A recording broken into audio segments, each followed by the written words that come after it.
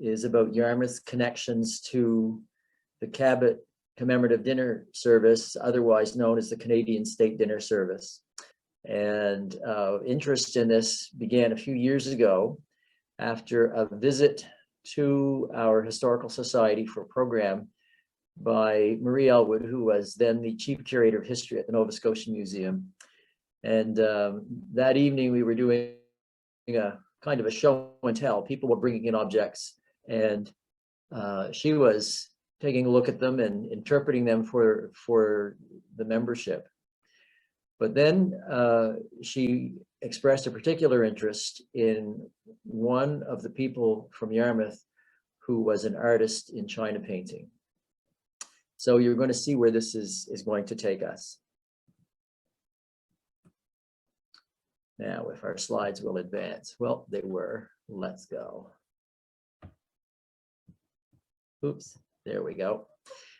So in past times, it was customary for the heads of state or people with official titles, people who were especially wealthy, to commission formal china for use in their personal residence. And also in the museum's collection, we have this example. So this is a plate of Sèvres porcelain that was commissioned by Louis Philippe, King of France, for the Chateau de Trianon at the Palace of Versailles.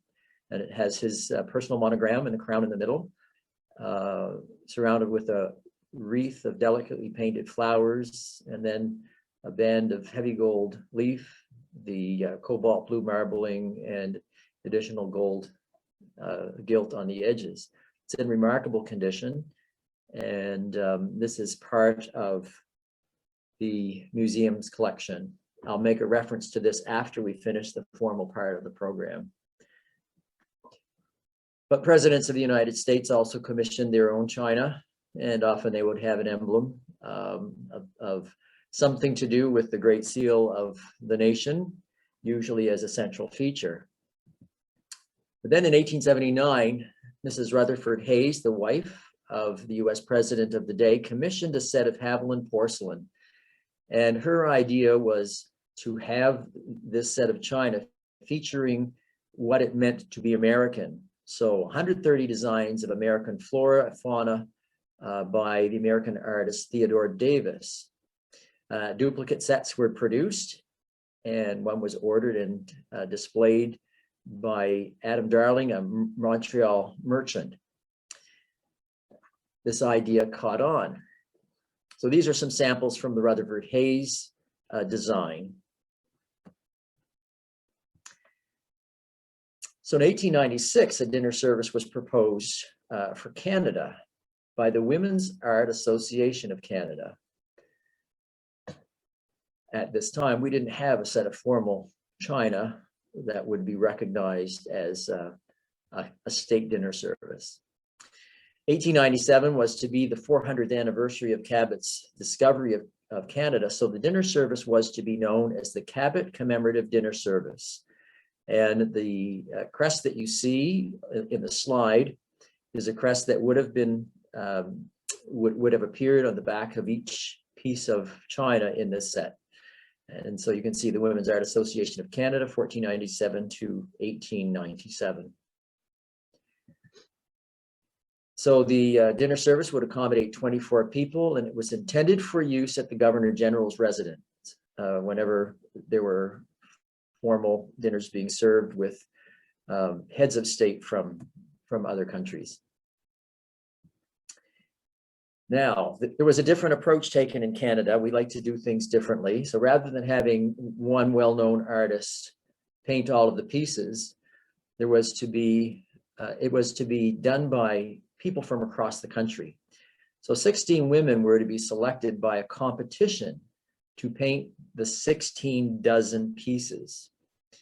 And then material was searched by a committee from the Women's Art Association of Canada for photographs, drawings, sketches of old forts, battlefields, any historical scenes, as well as reproductions of native animals, game, fish, shells, flowers, and ferns from across Canada. it was to include Canadian subject matter only. So plates for the fish course were to be painted with fish found in Canadian waters. The game course was to have depictions of Canadian wild ducks in their habitats, with the food specially favored by each species on the rim. The salad plates were to be decorated with Canadian ferns, dessert dishes with Canadian fruits and songbirds and wildflowers of Canada to decorate cups and saucers. On the soup and meat plates, the historic landscapes of Canada from coast to coast were to be represented. For their work, the China painters would import commercially produced plain white plates or pieces of china that were called blanks. And these could be purchased from a variety of sources. The Limoges factory produced them. There were a number of German and Austrian factories that produced them.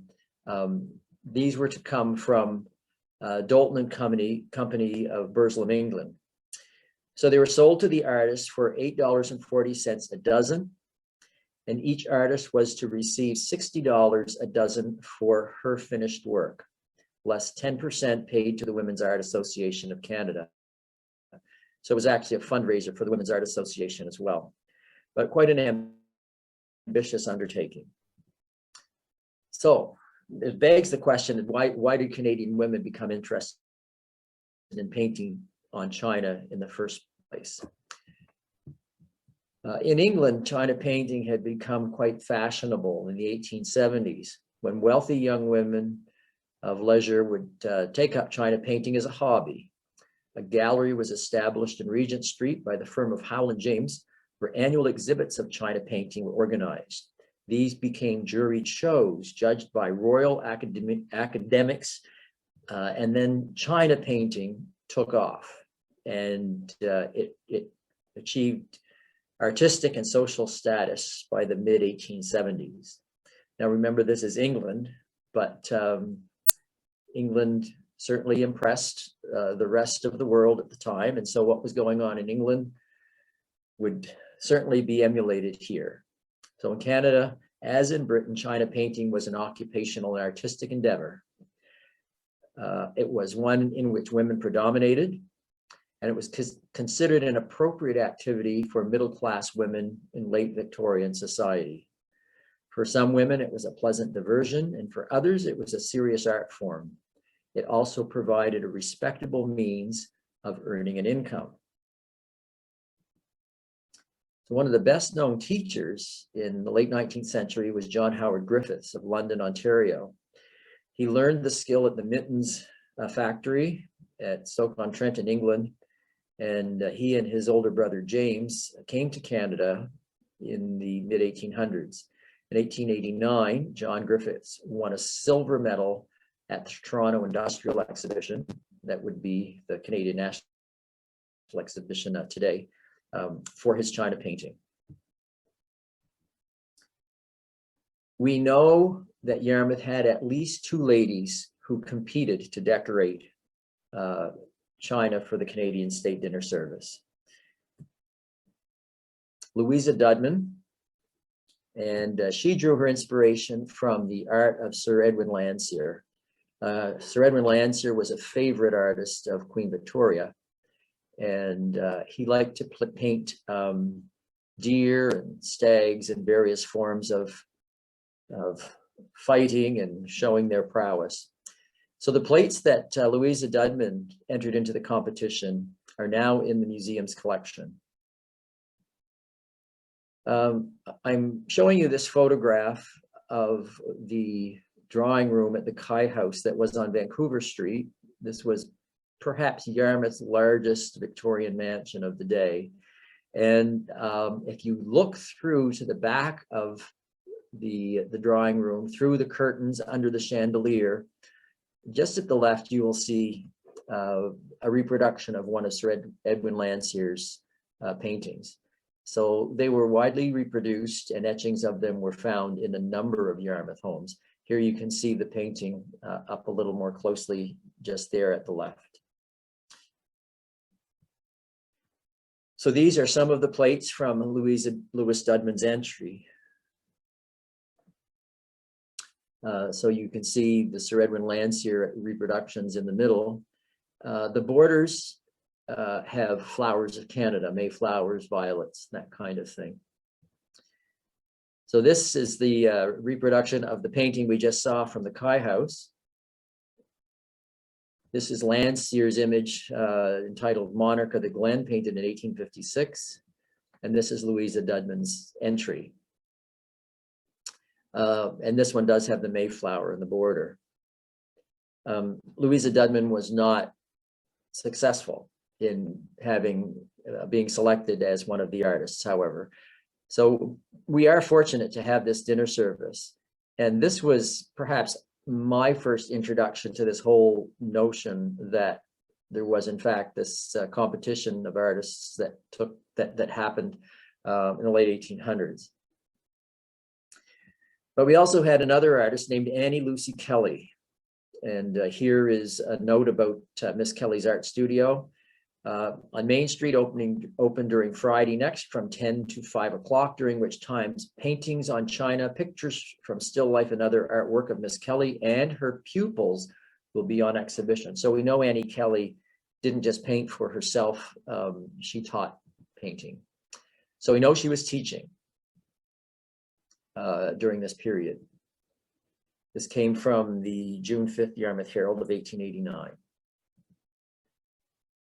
This is a photo of Anna Lucy Kelley, who was fairly significant in terms of her skill and the depth of her painting and what she was able to produce during her lifetime.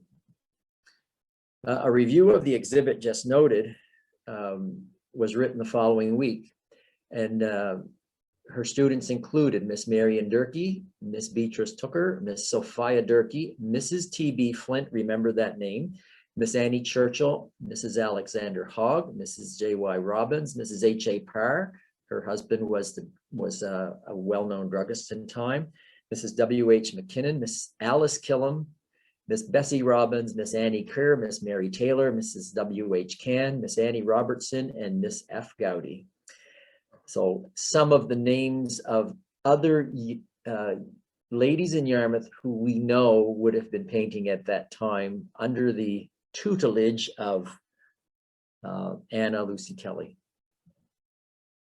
One of the locations where Annie Kelley taught was at the corner of Main and Collins Street. And so the Victorian building just on the left past the intersection was the McLaughlin building.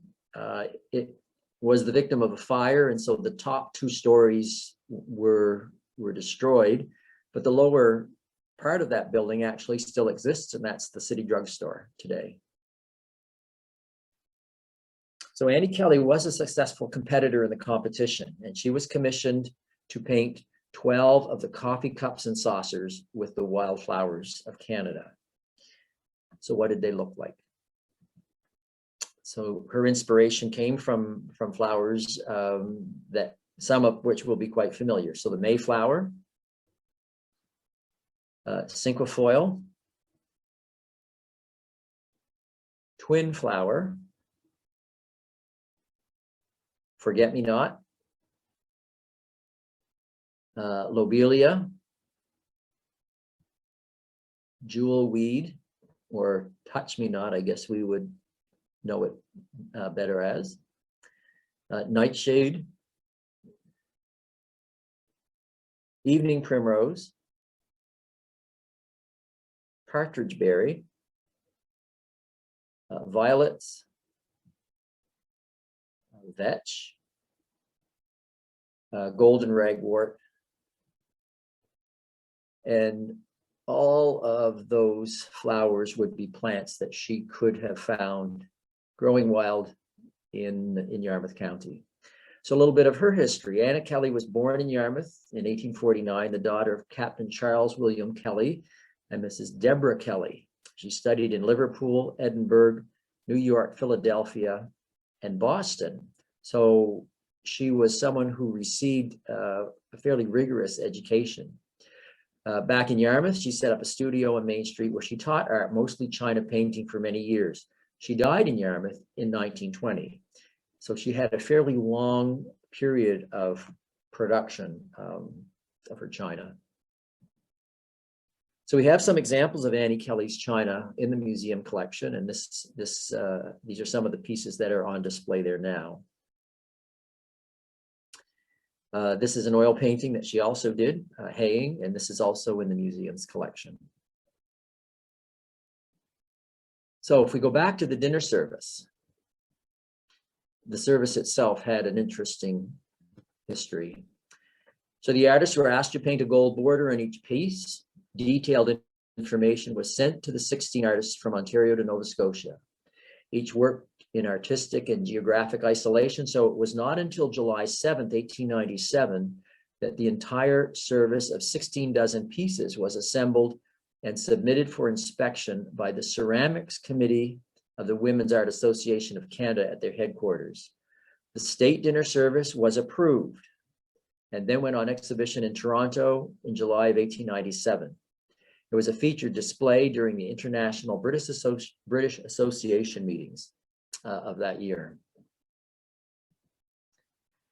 It then went on public exhibit in Montreal and Quebec. It was received as a most valuable and interesting work on a large scale, accomplished by the most representative talent in the Dominion. It is hoped that it will be accepted by the government and placed where it may be seen and studied and preserved to mark the first era in ceramics in Canada. Here's the hitch. But the government did not wish to pay the $1,000, which was the Women's Art Association of Canada's asking price for the Cabot Commemorative State Service. So what happened to it? Two prominent women, Mary Dignam, the president of the Women's Artists Association, and Lady Edgar, the wife of the Speaker of the House of Commons, arranged to meet with some members of the Senate and the House of Commons to consider the disposal of the service.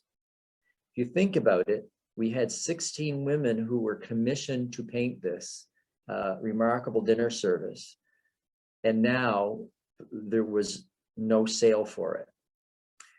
It was arranged that the state service should be purchased at the artists' prices by means of private subscription on part of the members of the Senate and House of Commons, who should present it to Her Excellency, the Countess of Aberdeen, upon her departure from Canada.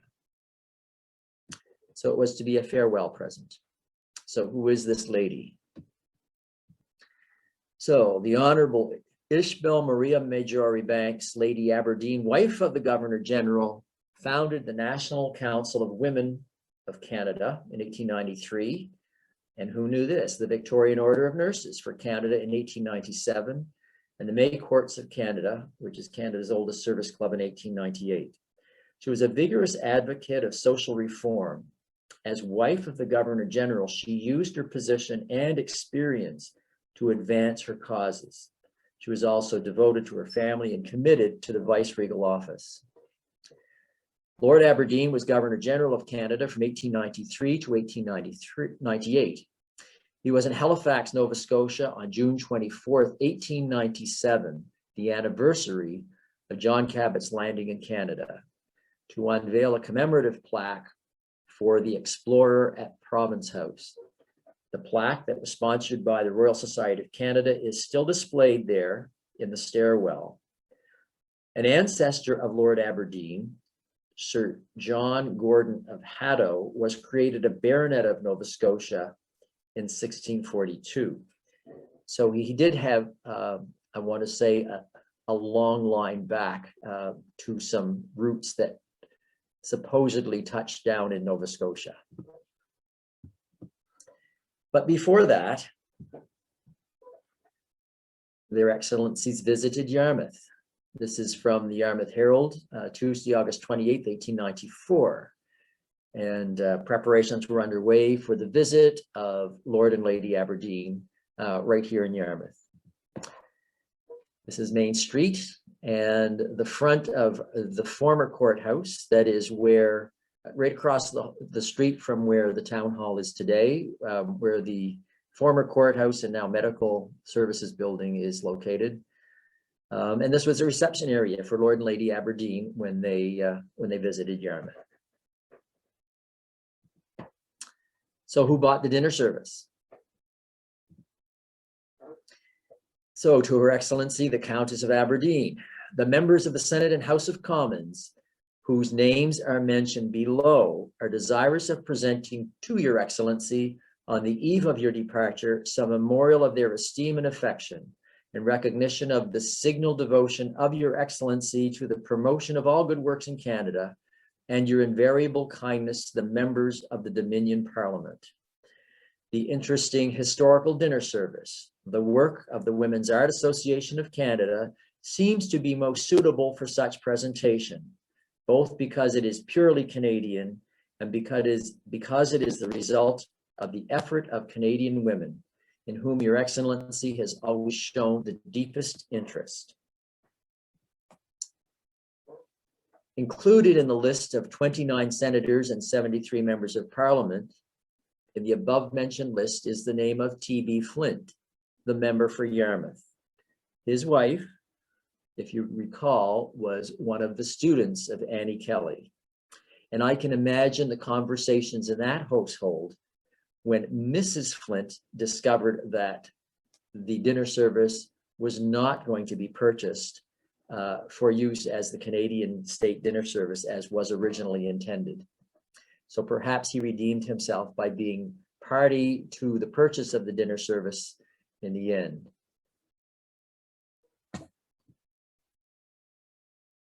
So what happened to it?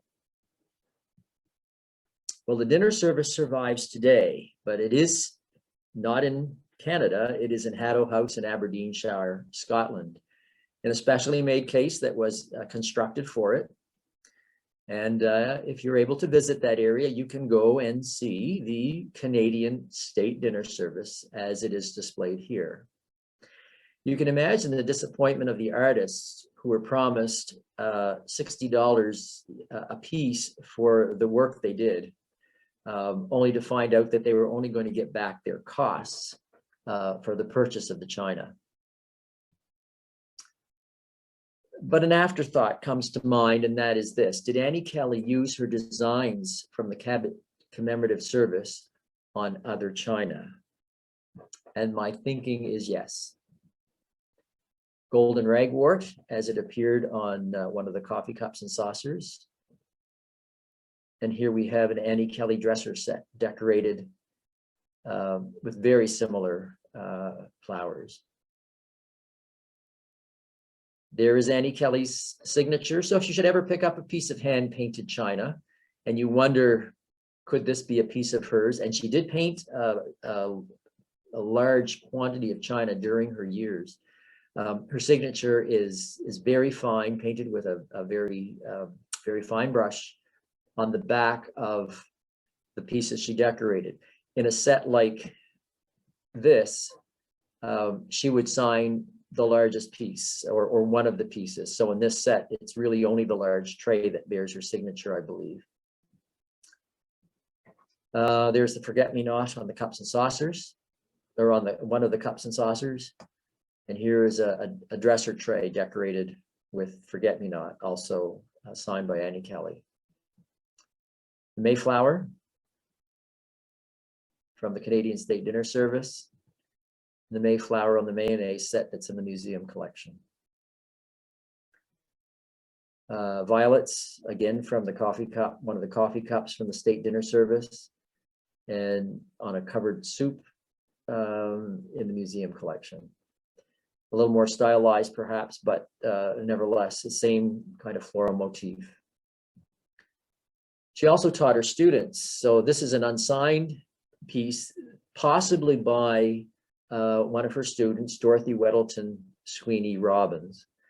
And Dorothy Robbins was one of her students. She was actually the key to discovering so much about this artist and this dinner service. This is possibly another piece decorated with mayflowers, and you see the date or the name on the back, MB Killam 1905. So to learn more and see more examples and learn about the other artists, you can just search for the Cabot Commemorative Dinner Service. And I do say we are so fortunate to have the work of Annie Kelley well represented in our collection at the museum. Before I wrap up, I need to express sincere thanks to the late Marie Elwood. She was a chief curator of history at the Nova Scotia Museum from 1973 to 92. She had earned the title as a certified ceramicist. And that meant that if you took a piece of china to her, she would tell you what you had in your hand. She was an amazing lady. She was curator of the restoration of Government House in Halifax and one of the first members named to the Order of Nova Scotia, and a good friend to the Yarmouth County Museum. She is the person who did the research on the Canadian State Dinner Service. Had she not done that, the information that I was just able to share with you would have remained buried in the distant past. Marie passed away in 2012. But I mentioned her again, going back to that plate from the dinner service that was commissioned for the Chateau of Trianon at Versailles by King Louis Philippe. I mentioned that Marie had come to our museum for a program night and done a show and tell. And I was speaking to Mrs. Dorothy Robbins the next day about what Marie said about Annie Kelley. And it was at that point that Mrs. Robbins told me, oh, I knew Annie Kelley. I took art lessons from her. She painted this piece and this piece and this piece and this piece. And she was just pointing out pieces of work that she had in her home. And then she pulled out that plate and she said, this was something that was treasured in my family, but I don't know much about it. And so the next time Marie Elwood was in Yarmouth, I mentioned that I had spoken about her presentation and discovered that this lady had been a student. And Marie Elwood said, I have to meet her. So I arranged for Marie to meet Mrs. Robbins. And it was at that point that this plate from the Louis Philippe dinner service was brought out. And Marie looked at it and she expressed significant interest. And watching her interpret this piece of porcelain that she had in front of her was really amazing. She told me the next time I was in Halifax, I should come to the museum and ask her what she had found out in her research.